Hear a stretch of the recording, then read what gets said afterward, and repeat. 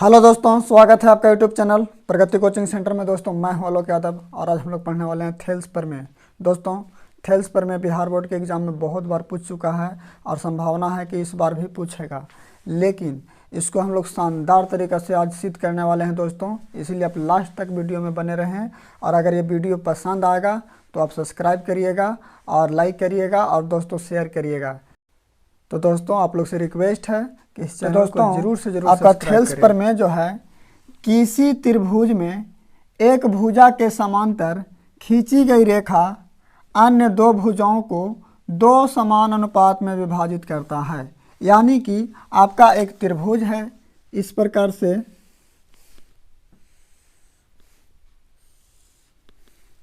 A B एवं सी एक त्रिभुज है और किसी भुजा के समांतर, यानी कि हम बीसी भुजा के समांतर लेते हैं तो बीसी भुजा के समांतर एक भुजा हम लोग डी और ई खींचें तो जो बीसी के समांतर भुजा डी ई जो खींचें से भुजा ए बी को और भुजा ए सी को दो समान अनुपात में विभाजित करेगा। यानी कि हम लोग को ए डी बाटा डी बी और ए ई बाटा ई सी होगा। यही हम लोग को सिद्ध करना है कि किसी भी त्रिभुज में जो समांतर भुजा होगा ये दोनों भुजाओं को समान अनुपात में बांटेगा। दिया गया है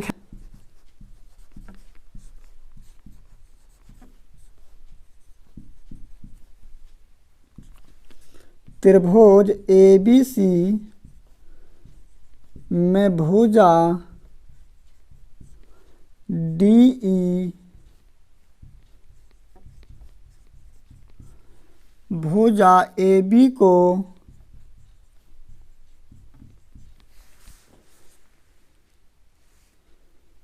डी बिंदु पर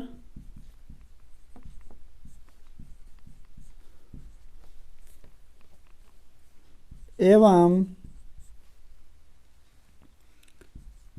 ए सी को ई बिंदु पर विभाजित करता है, विभाजित करता है। यानी कि त्रिभुज ए बी सी में डी ई जो भुजा हुआ ए बी को डी बिंदु पर विभाजित किया और ए सी को ई बिंदु पर विभाजित किया। तो हम लोग को सिद्ध करना है कि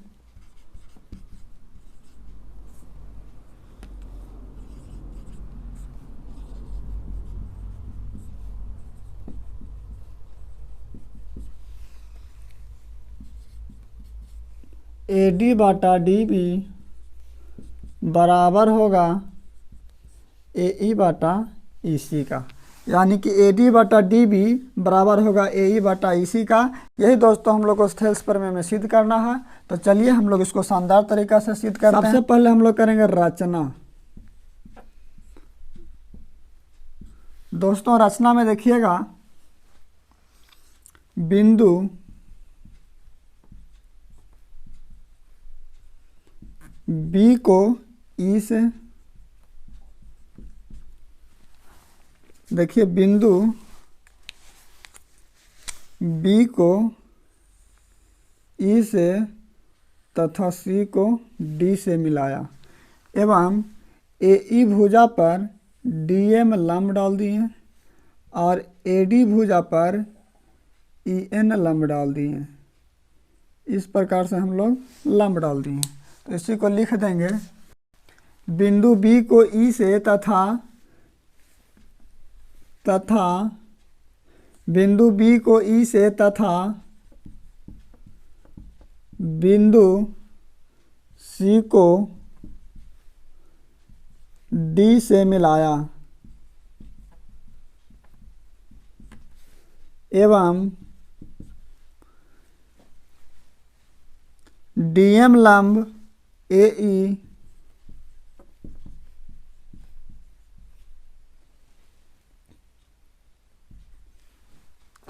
और ई एन लंब ए डी,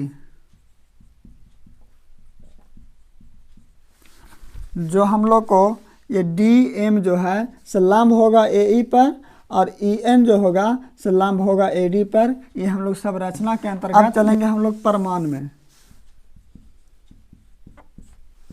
दोस्तों प्रमाण में आप देखिएगा कि त्रिभुज ए बी सी आप लोग को नज़र आ रहा होगा, A B C.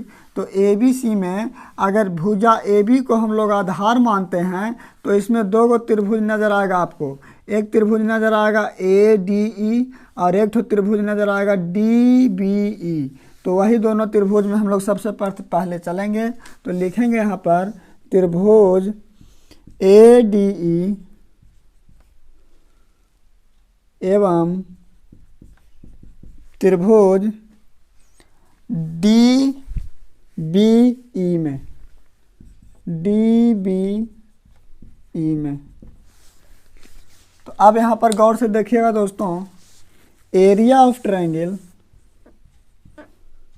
A D E बटा area of triangle D B E बराबर, अगर हम त्रिभुज ए डी ई का अगर क्षेत्रफल निकालेंगे तो इसका क्षेत्रफल हो जाएगा 1/2 गुने आधार गुने लंब। तो 1/2 गुने ये ऊपर वाला त्रिभुज का आधार हो जाएगा ए डी और इसका लंब हो जाएगा एन ई, और बटा में त्रिभुज डी बी ई का क्षेत्रफल। डी बी ई का जब क्षेत्रफल में चलेंगे तो इसका आधार हम लोग का हो जाएगा डी बी और लंब हो जाएगा, ये लंब डी ई नहीं होगा, ये लंब नहीं होगा, ये अधिक कोण में आ जाएगा। लंब हम लोग का हो जाएगा एन ई, जो बहिष को मतलब जो बाहर में कोण बना हुआ है और बाहर में ही लंब इसका निकलेगा, ठीक है ना। तो इसको लिखेंगे हम लोग 1/2 गुने इसका आधार हो गया डी बी और गुने इसका भी लंब हो गया एन ई, एन ई। अब 1/2 से 1/2 काट दीजिए और एन ई से एन ई काट दीजिए। एक लाइन बढ़ा के लिखिएगा area of triangle A D E बटा area of triangle D B E बराबर ए डी बटा डी बी। समीकरण फर्स्ट। दोस्तों अब यहाँ पर चित्र में देखिएगा कि भुजा ए सी को अगर आधार मानते हैं तो हम लोग को चलना पड़ेगा त्रिभुज ए ई डी में एवं ई सी डी में, ठीक है ना। तो चलिए यहाँ पर लिखिएगा पुनः त्रिभुज ए ई डी एवं त्रिभुज ई सी बी, ई सी बी में, यानी कि ए ई डी में और ई सी डी में, ठीक है ना। तो इसमें लिखिएगा area of triangle, area of triangle A E D बटा area of triangle E C B बराबर, इसका हो जाएगा 1/2 गुने आधार होगा ए ई और लंब हो जाएगा एम डी। 1/2 गुने आधार हो गया आप लोग का ए ई और लंब हो गया एम डी, और निचला वाला में हो जाएगा 1/2 गुने आधार हो गया ई सी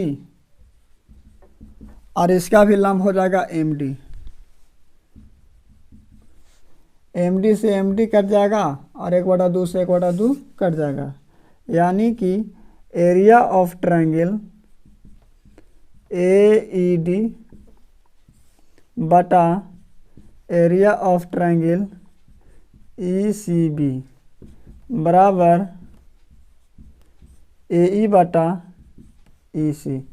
समीकरण दोस्तों अब यहाँ पर थोड़ा सा गौर करिएगा समीकरण फर्स्ट और समीकरण सेकंड में कि area of triangle A D ई, यानी कि ए डी ई ऊपर वाला त्रिभुज के बारे में बात किया जा रहा है, और ये समीकरण सेकंड में भी देखिएगा ए ई डी के बारे में, ए ई डी यानी कि ये भी ऊपर वाला ही त्रिभुज के बारे में बात किया जा रहा है, सिर्फ घुरा फिरा करके लिखा गया है, उससे कोई फर्क नहीं है। अब नीचे वाला में देखिएगा area of triangle D B E, यानी कि डी बी ई का क्षेत्रफल डी बी और ई, यानी कि ये वाला का क्षेत्रफल निकालने के लिए निकाला हुआ है इसका। और इसमें देखिएगा area of triangle E C B यानी कि इसके बारे में टोटल कहा जा रहा है। और आप लोग को मालूम होगा कि एक ही आधार पर बना हुआ त्रिभुज आपस में बराबर होता है, यानी कि एक ही आधार पर अगर दो गो त्रिभुज बना हुआ है तो उसका क्षेत्रफल आपस में बराबर होगा। तो देखिएगा कि आधार डी को अगर आधार मानते हैं तो एक ही आधार पर दो गो त्रिभुज बना हुआ है तो ये दोनों आपस में क्या होंगे, बराबर होंगे। तो यहाँ पर जगह स्पेस नहीं है, इसलिए आप इसको नोट कर लीजिए या फिर स्क्रीनशॉट कर लीजिए। तो दोस्तों अब यहाँ पर आगे हम लोग लिखेंगे, यहाँ पर मिटा दिए हैं इसको। अब यहाँ पर आगे हम लोग लिखेंगे दोस्तों कि एक ही आधार पर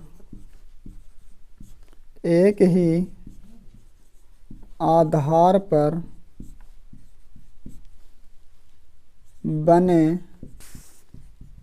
त्रिभुजों का क्षेत्रफल बराबर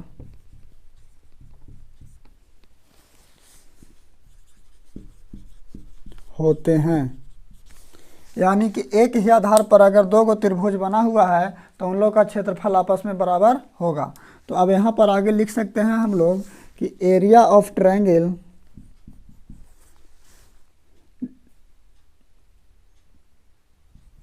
DBE बराबर होगा एरिया ऑफ ट्रायंगल ECB का।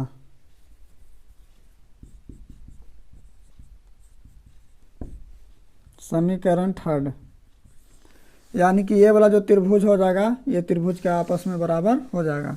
अब यहाँ पर एक और करिएगा, लिखेंगे समीकरण थर्ड को समीकरण सेकंड में रखने पर, तो समीकरण सेकंड में रखेंगे तो हो जाएगा एरिया ऑफ ट्रायंगल AED बटा एरिया ऑफ ट्रायंगल ECB को हटाकर DBE लिखेंगे, त्रिभुज DBE बराबर AE बटा EC, समीकरण 4। अब यहाँ पर दोस्तों गौर करिएगा आप लोग, इस समीकरण फर्स्ट जो आपको नज़र आ रहा है एरिया ऑफ ट्रायंगल ADE बटा एरिया ऑफ ट्रायंगल DBE बराबर AD बटा DB, यानी कि ADE और ये वाला AED ऊपर वाला आपस में बराबर हो गया और ये भी नीचे वाला भी आपस में बराबर हो गया। तो यहाँ पर लिखेंगे समीकरण फर्स्ट और समीकरण 4 को तुलना करने पर